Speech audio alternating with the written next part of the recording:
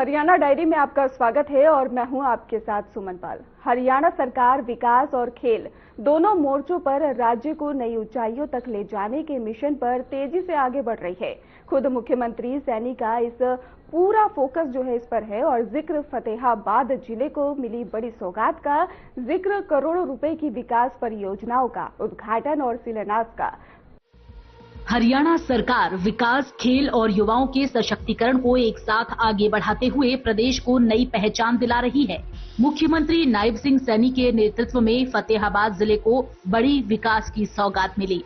करोड़ों रुपए की परियोजनाओं के उद्घाटन और शिलान्यास के साथ हरियाणा की नायब सरकार ने साफ कर दिया कि हरियाणा में विकास रुकने वाला नहीं बल्कि और तेज होने वाला है। यह सांसद खेल महोत्सव मात्र एक खेल प्रतियोगिता नहीं है, यह एक स्वस्थ उत्सव भी है। साथियों, यह हमारे खेलो इंडिया और फिट इंडिया अभियान को जमीनी स्तर पर बल देने का एक कार्य भी है। इसका ध्येय स्पष्ट है कि फिट युवा फॉर विकसित भारत। आदरणीय प्रधानमंत्री जी ने जो संकल्प लिया है कि हमने 2047 तक ये विकसित भारत बनाना है, उस विकसित भारत में हमारे युवाओं की महत्वपूर्ण भूमिका होगी। जब हमारा युवा फिट होगा तो भारत भी हिट होगा, ये विकास की गति के ऊपर आगे बढ़ेगा। कि यह आयोजन देश के यशस्वी प्रधानमंत्री आदरणीय नरेंद्र मोदी जी के उस विजन का परिणाम है जिसका उद्देश्य खेलों को जन आंदोलन बनाना है।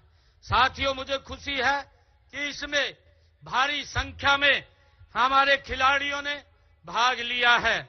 इसमें सिरसा लोकसभा क्षेत्र के देश के टॉप 10 लोकसभा क्षेत्रों में ये शामिल भी हो गया है।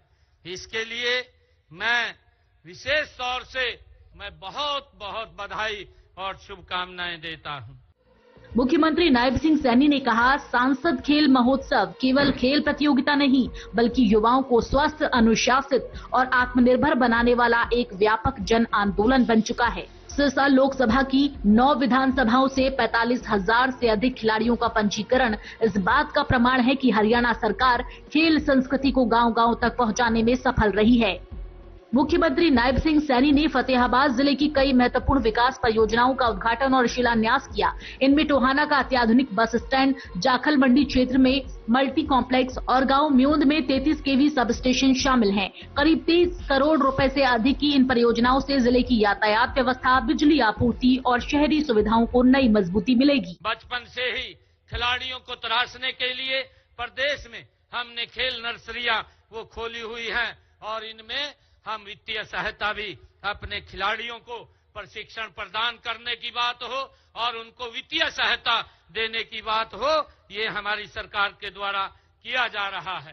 साथियों, मुझे खुशी है बताते हुए कि इस समय प्रदेश में 1472 खेल नर्सरियां वो चल रही हैं, जिनमें 37,225 हमारे खिलाड़ी प्रशिक्षण ले रहे हैं। साथियों, इन नर्सरियों में 8 से 14 वर्ष तक की आयु के खिलाड़ियों को हम 1,500 रुपए और 15 से 19 वर्ष के खिलाड़ियों को हम 2,000 रुपए वार्षिक देने का, प्रति माह देने का काम हमारी सरकार कर रही है।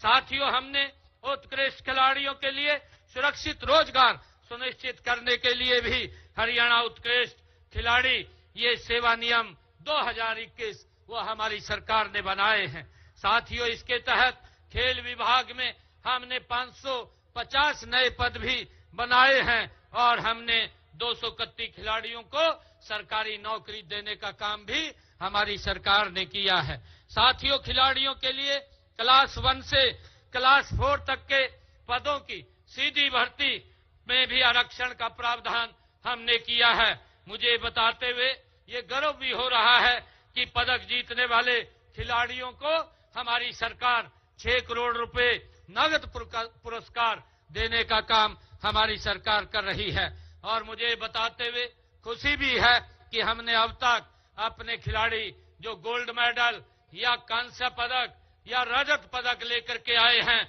ऐसे खिलाड़ियों को हमने जो हमारे 418 खिलाड़ियों को 683 करोड़ 15 लाख रुपए नगद पुरस्कार के रूप में देने का काम ये हमारी सरकार ने किया है।